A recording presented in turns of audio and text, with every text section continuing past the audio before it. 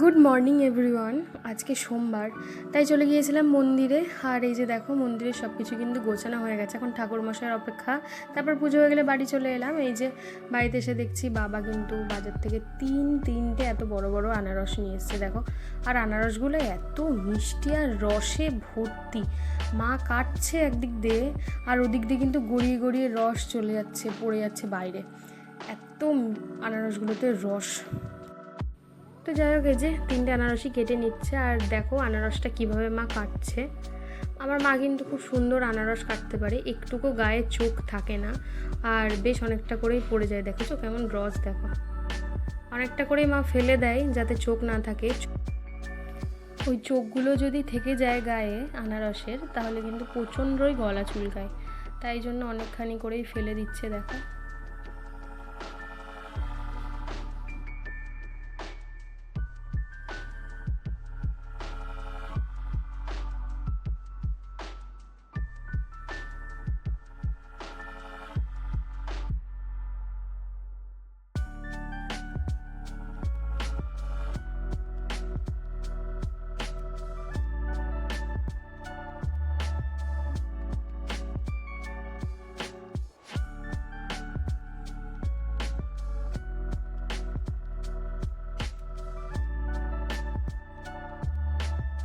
এই যে খোসা ছাড়ানো হয়ে গেছে, এই দেখো পিস করাও হয়ে গেছে মায়ের।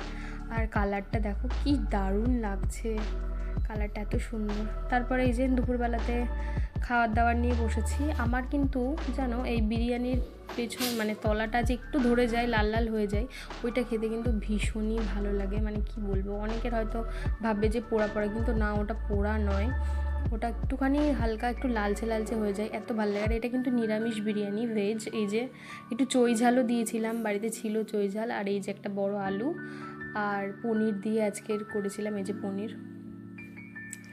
আর বিরিয়ানিটা কিন্তু হেভি সুন্দর হয়েছিল, পুরো ঝরঝরে বিরিয়ানিটা হয়েছিল, নিরামিষ বিরিয়ানি।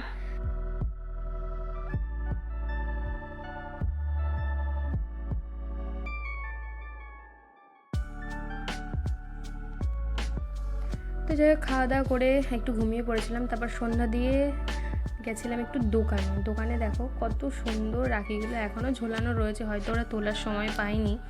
তো এই দেখো রাধাকৃষ্ণ, এখানে কি সুন্দর রাধাকৃষ্ণ মোটিভের রাখিটা, দারুণ লাগছে। আর এদিকে ময়ূর, ওদিকে আবার ফুল, হেবি সুন্দর লাগছিল। সবগুলো রাখি খুব সুন্দর। এটা হচ্ছে অশ্বত্থ গাছের পাতার মোটিভের একটা রাখি।